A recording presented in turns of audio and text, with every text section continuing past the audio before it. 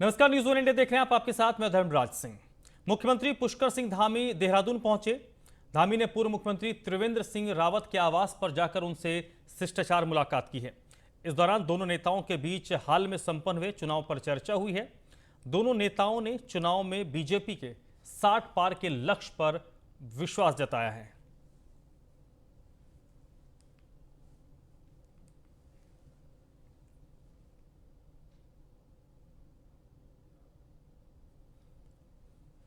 पूर्व मुख्यमंत्री और विधानसभा चुनाव में प्रमुख रहे हरीश रावत ने कार्यकर्ताओं के लिए एक दावत का आयोजन किया। दावत में माल्टा, अमरूद, मूंगफली और गुड़ सभी के बीच वितरित किया गया। इस बीच हरीश रावत ने सभी के साथ माल्टा का आनंद लिया। हरीश रावत ने मीडियाकर्मियों से बातचीत में कहा कि मुख्यमंत्री पद का चेहरा कौन होगा यह सोनिया गांधी तय करेंगी। पार्टी पूर्ण बहुमत से सत्ता में आएगी और अपने घोषणा पत्र में किए वायदों को पूरा भी करेगी।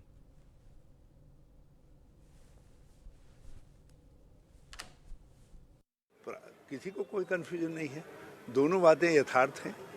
जो सोनिया जी निर्णय करेंगी ये परम सत्य है, और इसके अलावा जो मैंने कहा है वो भी सत्य है। अच्छा सर, गैस सिलेंडर को लेकर अब आपने कहा है कि टैक्स पेयर को जो 500 रुपए का सिलेंडर नहीं दिया जाएगा, एक स्लैब तय किया जाएगा। क्या रणनीति बनाई जाएगी? नहीं, किसने कह दिया? ये कुछ नहीं है। हम ज़्यादा से ज़्यादा जो है बहुधा ऐसे मामलों में जो है जो टैक्स पेयर हैं, इनकम टैक्स पेयर हैं, उनको अलग रखा जाता है। लेकिन हमने सार्वभौम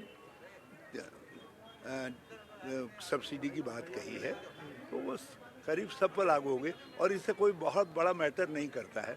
90% जनता टैक्स पेयर नहीं है राज्य की, जो है 90% तो हर हालत में आ रहा है ना। आप सब आ रहे हो। बीजेपी की हर दिन अंदरूनी लड़ाई सामने आ रही है। अभी तो और देखिए, आगे देखते रहिए क्या क्या होता है।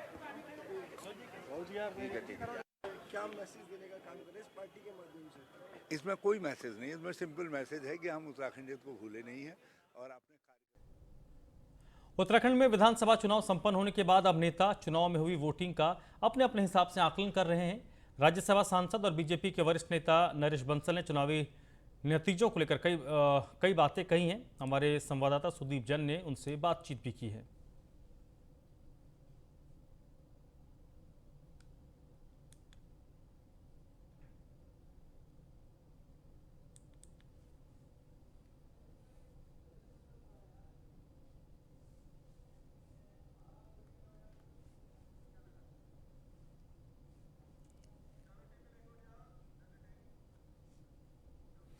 उत्तराखंड में चुनावी सभा के दौरान असम के मुख्यमंत्री हेमंत बिस्वा शर्मा की तरफ से की गई अभद्र टिप्पणी से राजनीतिक धुआं उठना शुरू हो गया है।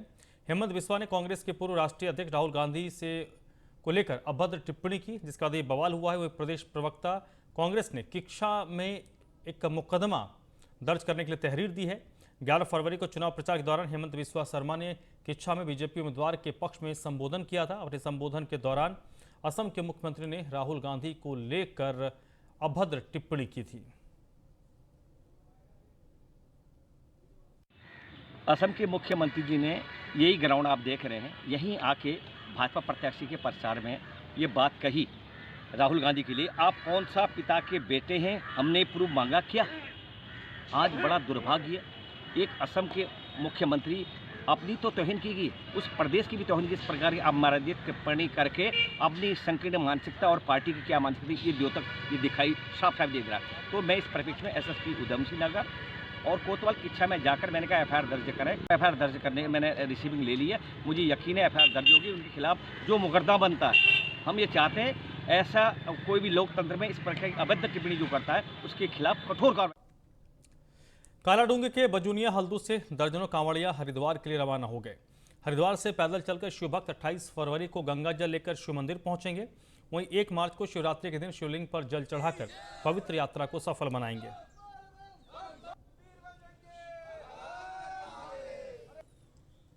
मैं नीरज कुमार भोले, यहाँ पर से हम 15 लोग हरिद्वार कांवड़ यात्रा पर निकल रहे हैं। उसके बाद जब हम वहाँ से पैदल यात्रा करके निकलेंगे तो 28 तारीख को हम अपने पौराणिक सिद्ध स्थल बजने हल्दू में पहुँचेंगे। उसके बाद हम 1 तारीख को शिवरात्रि के शिवलिंग में जल चढ़ाकर हम अपनी इस कांवड़ यात्रा को पूरा करेंगे। ऋषिकेश के ट्रेंचिंग ग्राउंड का महापौर अनिता ममगई ने औचक निरीक्षण किया। उन्होंने ट्रेंचिंग ग्राउंड के बाहरी क्षेत्रों में गिराए जा रहे कूड़े की शिकायत का गंभीरता से संज्ञान लिया और आवश्यक निर्देश दिए। उन्होंने ट्रेंचिंग ग्राउंड में चल रहे कार्यों का बारीकी के साथ निरीक्षण किया है और व्यवस्थाओं का जायजा भी लिया। महापौर ने कार्यदायी संस्था के अधिकारियों को जल्द से जल्द निगम के डिम्ड प्रोजेक्ट को पूरा करने के निर्देश दिए हैं। देखो, जितना इसमें जानकारी प्राप्त करी, सबसे पहले तो मैं धन्यवाद करूंगी उन जागरूक नागरिकों का कि जिन्होंने कि कल उस गाड़ी को पकड़ा जो कि बाहर से चंबा से यहाँ पे कूड़ा डाला जा रहा था और उन्होंने अपनी एक सजग पैरवी की तरह भूमिका निभाते हुए जागरूक नागरिक की तरह उस गाड़ी को पकड़ा, उसके चाबी कागज़ अपने पास ले लिए। तो उसमें जब जो ट्रेचिंग ग्राउंड पे यहाँ पे लिगेसी का काम कर रहे हैं, उसके बाद जैसे मेरे पास जानकारी हुई तो अपने अधिकारियों से भी बातचीत करी, उनसे भी बातचीत हुई। उनका मानना ये था कि चंबा में भी इन्हीं का अपना प्रोजेक्ट चल रहा है और वो प्रोजेक्ट जो चंबा से इनका जो कूड़ा यहाँ पे आता है तो MRF कंपनी को वो देते हैं। ऋषिकेश पे उन्होंने सेंटर बना रखा है कि वहाँ से यहाँ पे अनलोड होता है, फिर लोड होके वो MRF कंपनी को चला जाता है। लेकिन यहाँ पे हम उसे भी नहीं होने देंगे क्योंकि हम ऋषिकेश वासी इस ट्रेचिंग ग्राउंड के गोविंद नगर में जो ट्रेचिंग ग्राउंड है इससे इतने दुखी हैं कि आप देख रहे होंगे हमारी उम्रदराज माताएं बहनें भाई अपना रोजगार छोड़ के बिजनेस छोड़ के सारे सुबह से बैठे हुए हैं। तो कितनी परेशानी वो लोग झेल रहे हैं जो कि एक नासुर बन चुका है ये ट्रेचिंग ग्राउंड पूरे ऋषिकेश के लिए है। तो हम बाहर से कोई भी गाड़ी यहाँ पे नहीं आने दें। हरिद्वार के जसवाला गांव में गुलदार की दहशत खत्म हो गई है। गुलदार को वन विभाग के पिंजरे में कैद किया गया। इसकी सूचना ग्रामीणों ने वन विभाग को दी, जिसके बाद मौके पर पहुंची टीम गुलदार को लेकर गई और जंगल में छोड़ दिया गया। गुलदार को पकड़ने में करीब 20 दिन लगे।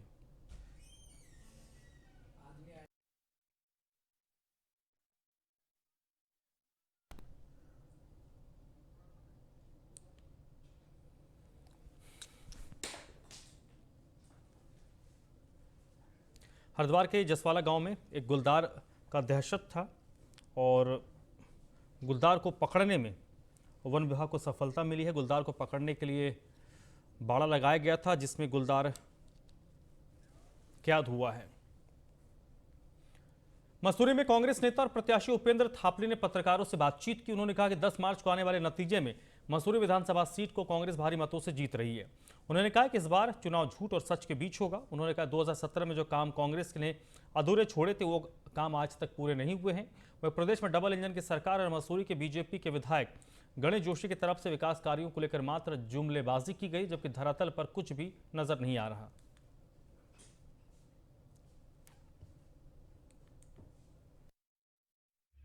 इस बार मसूरी विधानसभा की सामान्य जनता सहित पूरे प्रदेश की जनता ने जो है बदलाव का मन बनाया, क्योंकि जो भारतीय जनता पार्टी की डबल इंजन सरकार रही है उन्होंने झूठ के सिवा कुछ भी लोगों को पहुँचा नहीं। युवा सारी मतलब जो बेरोजगारी के कगार पर खड़े हैं, मसूरी शहर बदहाल है।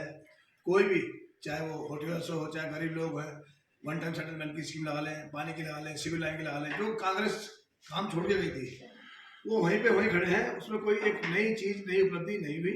तो इसलिए जनता ने इनकी झूठ जो ये झूठ बोलते हैं और जो भावना को खेलने का काम करते हैं, तो लोग और महिला भी समझ चुकी हैं, हमारी समाज महिला यहाँ से, कि ये झूठ जो है चलने वाला नहीं है और लोगों को विकासशील के बच्चों को रोजगार। उत्तराखंड कांग्रेस में चल रहे बड़े नेताओं और प्रत्याशियों की मुलाकात के सिलसिले में बीजेपी ने चुटकी ली है। बीजेपी के मुख्य प्रवक्ता देवेंद्र भसीन का कहना है कि कांग्रेस में परिणाम आने से पहले मुख्यमंत्री बनने की लड़ाई अब सड़क पर नजर आ रही है। नेता प्रतिपक्ष प्रीतम सिंह और कांग्रेस कैंपेन कमेटी के प्रमुख हरीश रावत अलग अलग मंचों और अलग अलग रास्तों पर नजर आ रहे हैं। ये सीधे तौर पर दर्शाता है कि केवल मुख्यमंत्री बनने की छटपटाहट कांग्रेस में है। उन्होंने कांग्रेस के ईवीएम बयान पर पलटवार करते हुए कहा है कि ईवीएम में जनता ने अपना मत दे दिया है और ईवीएम खुलने के साथ ही वो साफ हो जाएगा कि उत्तराखंड में एक बार फिर से कांग्रेस हार चुकी है। लिहाजा कांग्रेस से ईवीएम की नहीं अपनी चिंता करें। देखिए, पहली बात तो ये है कि उत्तराखंड में एक बार फिर भारतीय जनता पार्टी की सरकार बनने वाली है और कांग्रेस को अगर कोई मुगालता है तो मुगालते में रहे, हमें कोई आपत्ति भी नहीं है। लेकिन इन दोनों नेताओं जिनका आपने नाम लिया, अलग अलग जो दौरे हो रहे हैं वो कांग्रेस के अंदर जो अंदरूनी संघर्ष है उसका परिणाम है और दोनों के दोनों अपने लिए बैटिंग करने में लगे हैं। अभी मालूम चला कि एक पक्ष ने नींबू पार्टी दी तो दूसरे पक्ष को बुलाया तक नहीं। तो ये सब बातें कांग्रेस के अंदरूनी झगड़े से इनका संबंध है। सरकार बनने का तो प्रश्न कांग्रेस का दूर दूर तक पैदा ही नहीं होता। उत्तराखंड में विधानसभा चुनाव के बाद 632 प्रत्याशियों की किस्मत ईवीएम में कैद हो गई है। 10 मार्च को काउंटिंग होगी।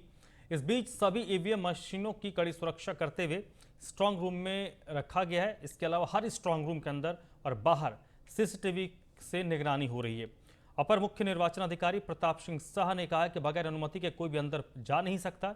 स्ट्रांग रूम पूरी तरीके से सील है और सुरक्षा व्यवस्था के सभी मानकों को अपनाया जा रहा है। उन्होंने ये भी कहा है कि स्ट्रांग रूम की नियमित जांच हो रही है और इसकी वीडियोग्राफी भी की जा रही है। पार्टीज मतदान के उपरांत जैसे ही वापस आई हैं 14, 15 या 16 को, उसके तुरंत बाद जो निर्धारित स्ट्रांग रूम हैं जिनकी सूचना पहले ही पॉलिटिकल पार्टीज को और कैंडिडेट को दे दी गई है, उन निर्धारित स्थलों पर स्ट्रांग रूम बना करके उनको निर्धारित तरीके से रखा गया है कि पोल्ड ईवीएम किस में रखी जाएगी, जो मतदान के दौरान ख़राब ईवीएम हुई है वो कहाँ रखी जाएगी, और जो प्रयोग में नहीं लाई गई हैं उसको कैसे और कहाँ रखा जाएगा। इस तरीके से स्ट्रांग रूम बने हुए हैं और सारे मशीनों को उसमें रखने के उपरांत पूरी प्रक्रिया दी गई है भारत निर्वाचन आयोग की तरफ से कि किस तरीके से आप स्ट्रांग रूम को सील करेंगे। कालाडूंगी विधानसभा के चकलुआ सुरपुर गांव में बन रही एथेनॉल केमिकल फैक्ट्री के लिए ग्रामीणों का विरोध प्रदर्शन जारी है। वहीं ग्रामीणों ने तहसील पहुंचकर वरिष्ठ प्रशासनिक अधिकारी गोवर्धन कापड़ी के जरिए उपजिलाधिकारी रेखा कोहली को ज्ञापन सौंपा और कहा कि निर्माणाधीन केमिकल फैक्ट्री ग्राम प्रधान और ग्राम पंचायत द्वारा अधिकृत नहीं होने के कारण ये प्रदर्शन हो रहा है। ग्रामीणों ने चेतावनी दी है कि फैक्ट्री निर्माण नहीं रोका गया तो ग्रामीण उग्र आंदोलन करेंगे।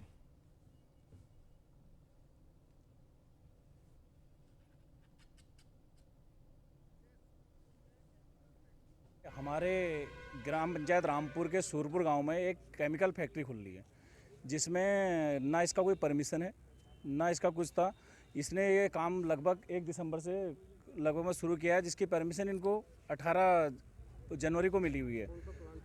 ये एथेनॉल का प्लांट है और जिसमें कि इसने इसके मानकों के अनुसार ये खरा नहीं उतरा है, जिसमें कि जिसने जंगल जितने दूर जंगल के वो है, जंगल हमारा इसका बहुत नज़दीक है। चारों ओर से बाग बगीचे हैं, चारों ओर से हमारी जनता घर हैं और ग्रामवासी हैं सारे उसमें, और हमारी फसलें हैं और मात्र इसकी 6 एकड़ ज़मीन कुल है उसमें, जबकि इसमें 6 एकड़ ज़मीन से ज़्यादा हो चाहिए।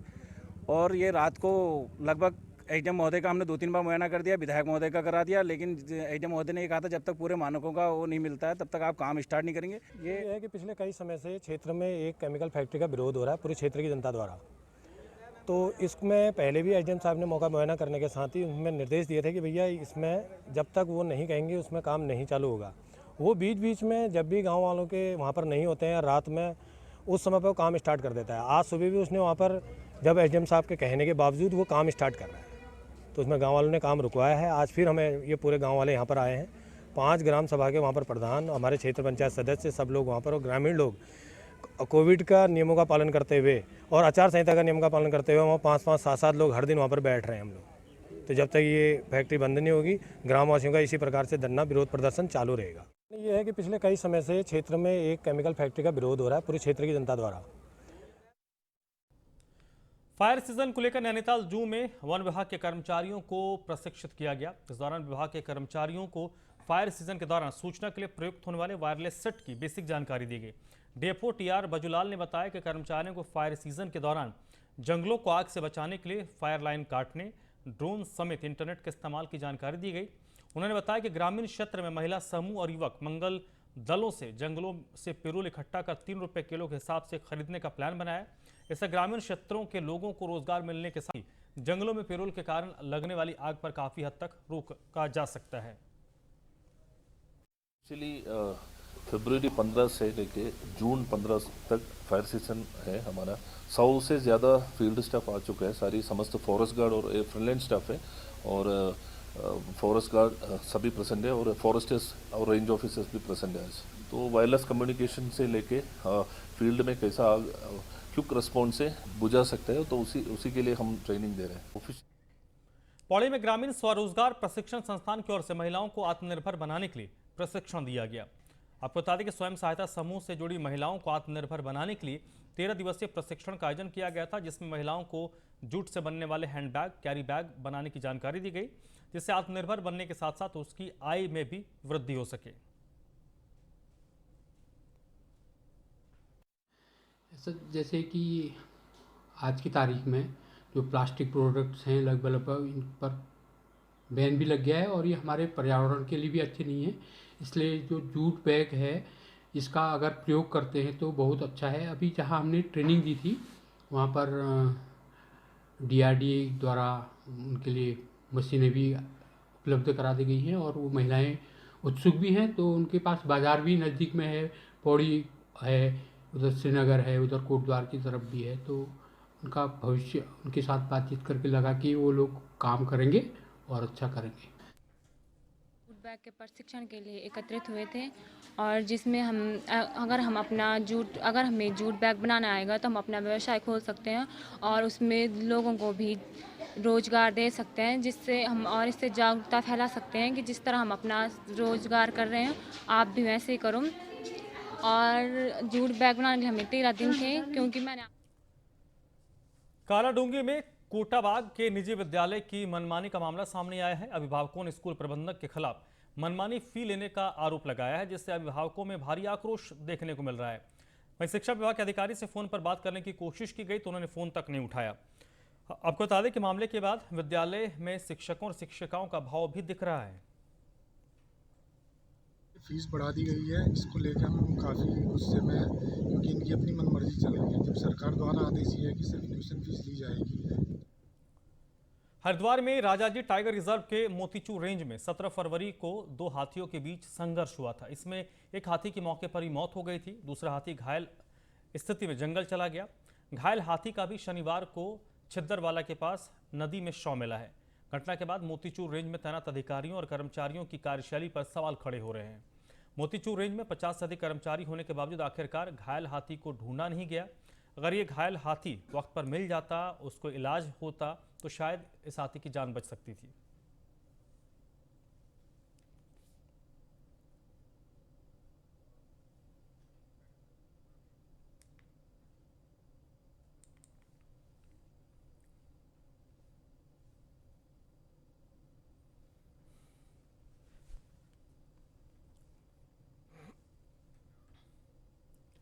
आपने अक्सर लोगों को डॉक्टर, इंजीनियर, ऑफिसर बनने का ख्वाब पूरा होते देखा होगा, लेकिन क्या आपने कभी किसी ऐसे शख्स को देखा जो जनता के लिए एक डॉक्टर, शिक्षक, सहायक सब कुछ है? हम बात कर रहे हैं जौनपुर के मोहिउद्दीनपुर के गांव के रहने वाले समाजवादी पार्टी के कार्यकर्ता ऋषि यादव की, जिन्होंने लॉकडाउन के वक्त में समाजवादी कुटिया की स्थापना की, जो आज भी चल रही है। आखिर इस कुटिया को खोलने का उद्देश्य क्या है और इस कुटिया से लोगों की कैसे सेवा की जाती है, जिसका हमारी सहयोगी अंशिका पाठक ने जायजा लिया।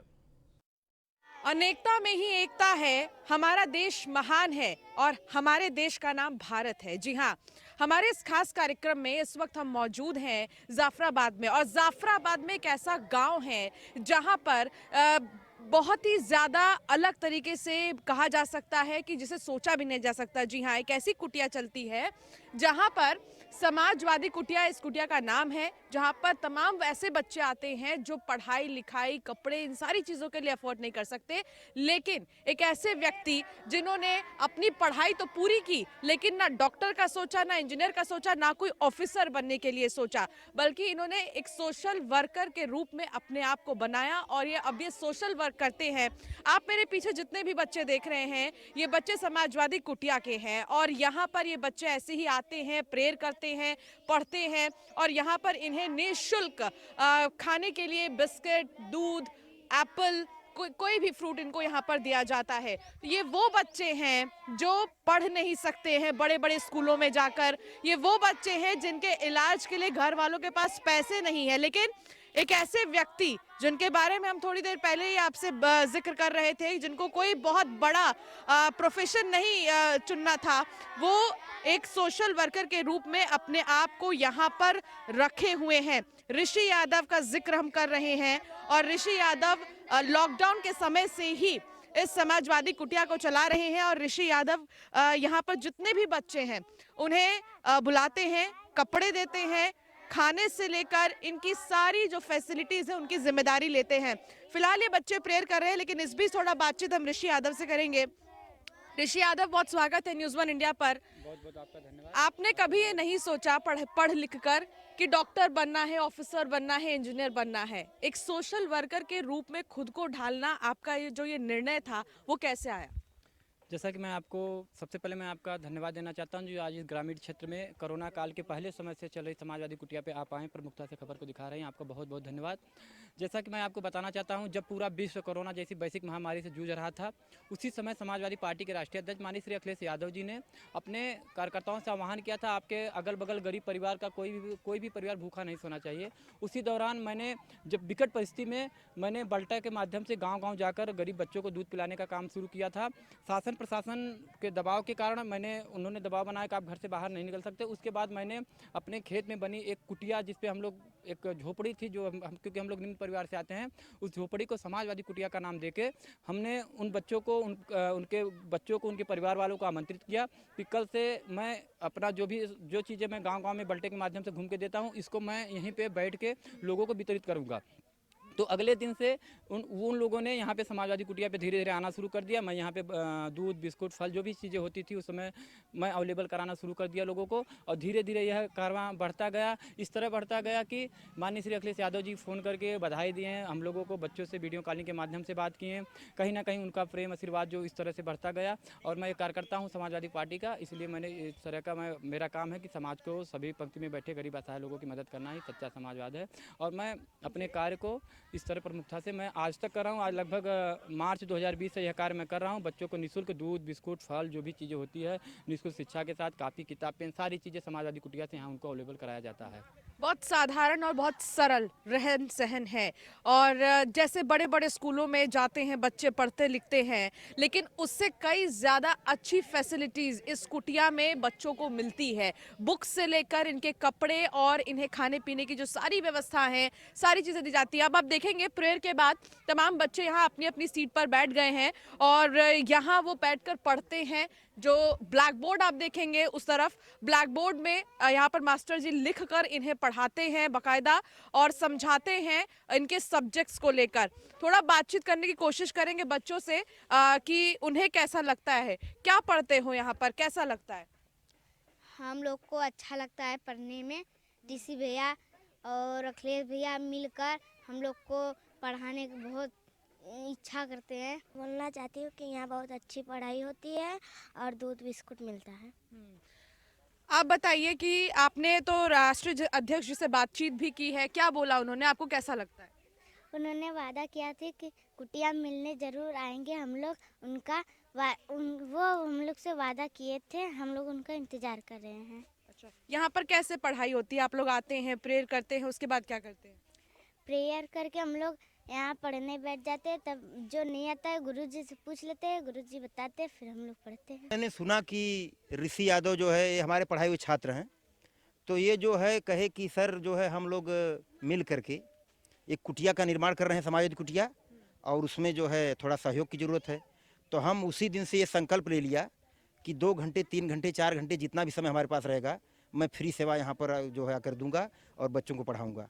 तमाम चीज़ें यहाँ पर मौजूद है, दूध, एप्पल और बिस्किट आप बांटते हैं बच्चों को।